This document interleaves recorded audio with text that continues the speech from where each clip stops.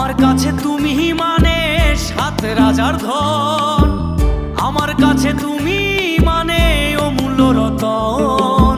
তোমার কাছে হয়তো বন্ধু আমি কিছু না, তাই তো তোমার স্বপ্নে বন্ধু আমি আসি না। আমি মানে তুমি আর তুমি মানে আমি, আমার কাছে আমার চেয়ে বন্ধু তুমি দামি।